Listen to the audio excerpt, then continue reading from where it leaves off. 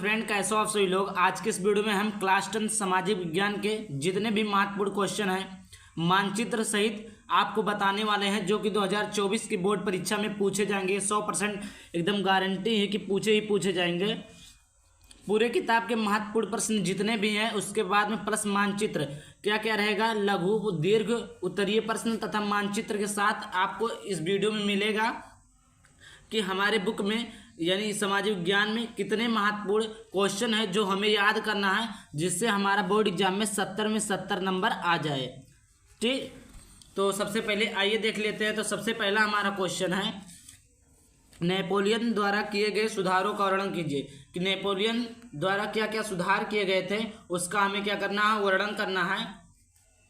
उसके बाद में अगला हमारा है, जर्मनी एकीकरण का संक्षेप में वर्णन कीजिए। जर्मनी का एकीकरण कैसे हुआ, जर्मनी के एकीकरण की भूमिका में किसका हाथ था, जर्मनी का एकीकरण क्यों हुआ, इन सभी चीज़ों को आपको लिखना है।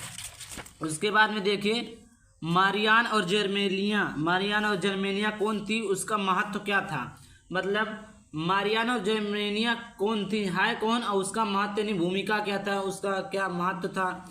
उसके बाद में अगला है, फ्रांस की क्रांति के प्रमुख कारणों की विवेचना कीजिए। तो ये जान लीजिए, हर साल परीक्षा में पूछा जाता है। आप कोई भी model paper previous year question कुछ भी उठा के चेक कर लीजिए, ये पूछा जाता है। उसके बाद में अगला है, इटली के एकीकरण का संक्षेप में उत्तर दीजिए। इटली के एकीकरण का संक्षेप में हमें उत्तर देना है। उसके बाद में अगला है, भारत में रालेट एक्ट क्या था, उसका विरोध तथा परिणाम क्या हुआ।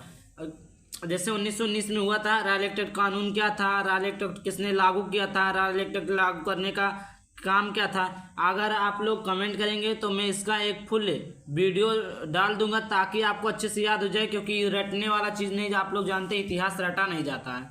तो मैं वीडियो बना दूंगा कि कैसे किसने उसमें भूमिका निभाई थी, कितने लोग मरे थे, क्यों लगाया गया था, उसमें काला कानून क्या था, सभी चीज़ों को मैं बता दूंगा।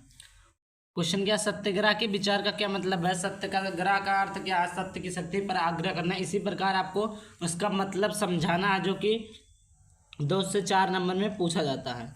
उसके बाद में, गांधी के नमक यात्रा का वर्णन करो। गांधी जी ने नमक यात्रा क्यों की, गांधी जी ने नमक यात्रा कहाँ से प्रारंभ की, गांधी जी ने कहाँ ले जाकर नमक कानून को तोड़ा था, इन सभी चीज़ों को आपको लिखना है। कि गांधी के नमक यात्रा का वर्णन कीजिए।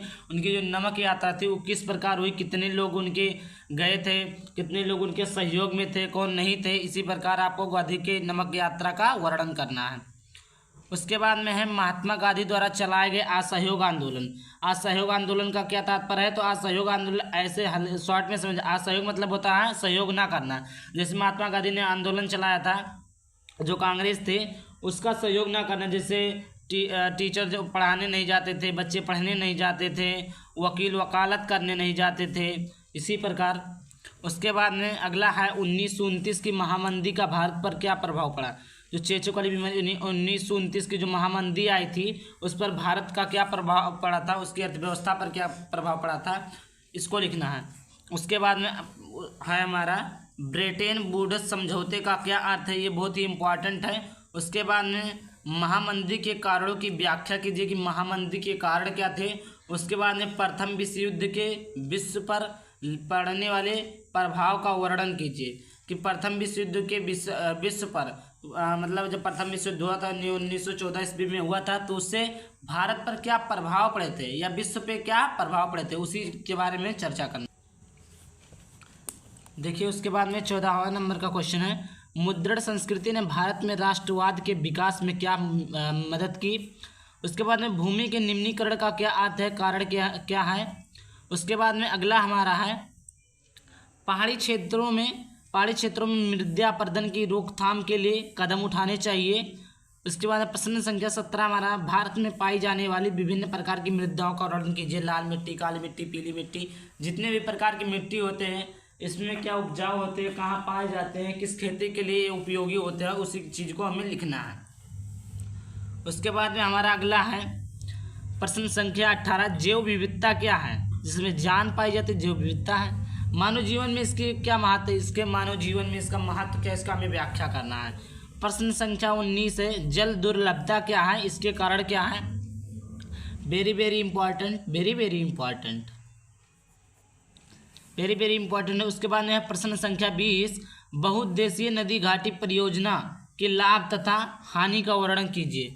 बहुउद्देशीय नदी घाटी परियोजना के लाभ तथा हानि क्या है उसका हमें क्या करना है, वर्णन करना है। प्रश्न संख्या 21 है, भारतीय कृषि की 3 प्रमुख विशेषताएं लिखिए। कि भारतीय कृषि की 3 प्रमुख विशेषताएं क्या है उसको हमें लिखना है। उसके बाद है चावल, चावल को बोलते हैं धान, देहात में बोलते हैं क्या, धान, धान कि खेती के लिए उपयुक्त भौगोलिक परिस्थितियों का वर्णन कीजिए। उसके बाद में अगला हमारा है, भारतीय कृषि के समस्याओं का वर्णन कीजिए।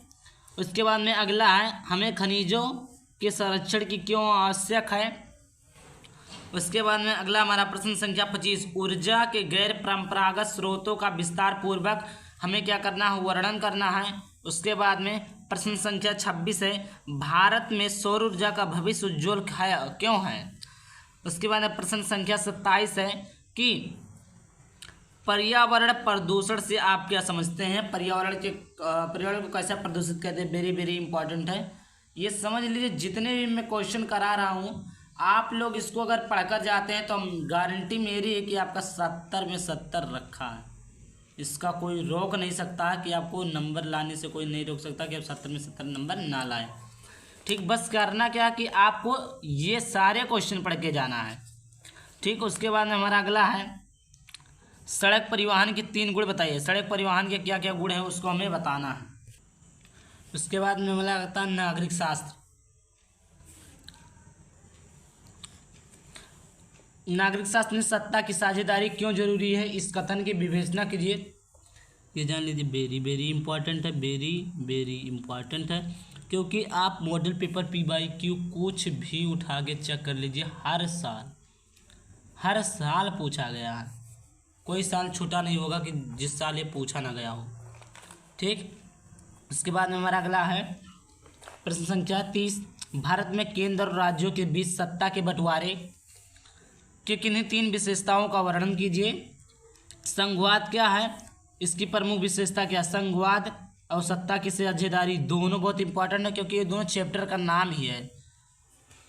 उसके बाद में भारत में संघीय व्यवस्था की प्रमुख विशेषताओं का वर्णन करो।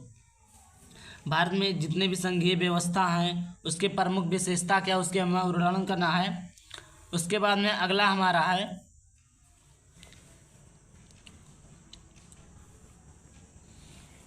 भारत में जाति प्रथा का राजनीति एवं समाज पर क्या प्रभाव पड़ा, उसको हमें लिखना है। उसके बाद अगला क्वेश्चन हमारा, भारत में विधायिकाओं में महिलाओं के प्रतिनिधित्व की स्थिति क्या है।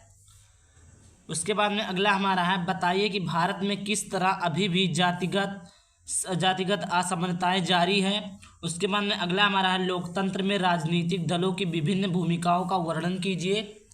उसके बाद में अगला क्वेश्चन हमारा प्रश्न संख्या 27, लोकतंत्र किस तरह उत्तरदायी है, जिम्मेदार वैध सरकार का गठन करता है। उसके बाद में हमारा अगला है, धारिता का विषय विकास के लिए महत्वपूर्ण है। उसके बाद में अगला क्वेश्चन हमारा है, विकास मापने का UNDP, ये जान लीजिए वेरी वेरी इंपॉर्टेंट है क्योंकि ये भी क्वेश्चन हर साल बोर्ड परीक्षा में पूछा गया है कि विकास मापने का UNDP का मापदंड किन पहलुओं से अलग है। उसके बाद में प्रश्न संख्या 40 है, प्रच्छन्न बेरोजगारी से आप क्या समझते हैं कि प्रच्छन्न बेरोजगारी होता क्या, इसके क्या कारण है।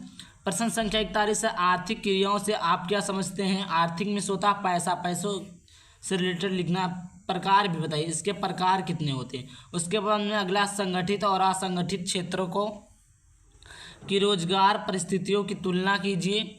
उसके बाद में अगला हमारा क्वेश्चन है कि प्रश्न संख्या 43 है, वैश्वीकरण किसे कहते हैं, वैश्वीकरण को संभव बनाने वाले कारक बताइए। उसके बाद में अब आइए मानचित्र के जितने भी इंपॉर्टेंट क्वेश्चन हैं उन सभी को हम बताएंगे जो हर साल पूछे जाते हैं, यानी 2014 से लेकर 2023 तक पूछे गए हैं, 2024 में भी पूछे जाएंगे, 100% गारंटी है कि पूछे जाएंगे। ठीक, पहला हुआ स्थान जहां जलियांवाला बाग हत्याकांड होता है। जलियांवाला बाग हत्याकांड कहाँ हुआ था उसको हमें पढ़ना है। ये सब एक एक नंबर का आता है। 6 प्रश्न हमने लेकर आज कितने 6 प्रश्न है, उसमें से 5 आ जाएगा। 5 नंबर आपका क्लियर हो गया और 5 नंबर अभी मैं दूसरे चैप्टर से लेकर आऊँगा, दूसरे बुक से, इतिहास का है। उसके बाद दूसरा हुआ स्थान जहाँ गांधी जी ने नमक बनाना प्रारंभ किया था। गांधी जी ने नमक किस देश से कहाँ प्रारंभ किया था, वहाँ वो वाला लिखना है। तीसरा हुआ स्थान जहाँ नील की खेती करने वाले किसानों के आंदोलन किया था। नील की खेती कहाँ होती थी, तो महात्मा गांधी जी ने आकर वहाँ पर आंदोलन किया था, वह स्थान कहाँ है उसी को हमें दर्शाना है। उसके बाद में हुआ स्थान जहाँ सूती मिल श्रमिकों ने सत्याग्रह, सूती यानी कपड़ों के लिए श्रमिकों ने सत्याग्रह आंदोलन यानी सत्याग्रह किया था। आंदोलन दूसरा, सत्याग्रह दूसरा है। उसके बाद में अगला है हुआ स्थान जहां दिसंबर 1920 में भारतीय राष्ट्रीय कांग्रेस अधिवेशन हुआ था, इसको भी हमें याद रखना है। उसके बाद में अगला है हुआ स्थान जहां चंद्रशेखर आज़ाद क्या हुए थे, शहीद हुए थे। हुआ स्थान जहां मुस्लिम विश्वविद्यालय स्थित है। तो देखिए इसका स्क्रीनशॉट ले लीजिए या आप लोग कमेंट करिए, मैं इसका पीडीएफ भी प्रोवाइड कर दूंगा। तो अगर आपको वीडियो अच्छा लगा हो तो वीडियो को लाइक कर देना और चैनल पर पहली बार चैनल को सब्सक्राइब कर देना। चलिए मिलते हैं किसी नए वीडियो में किसी नए टॉपिक के साथ, तब तक के लिए बाय बाय, थैंक यू।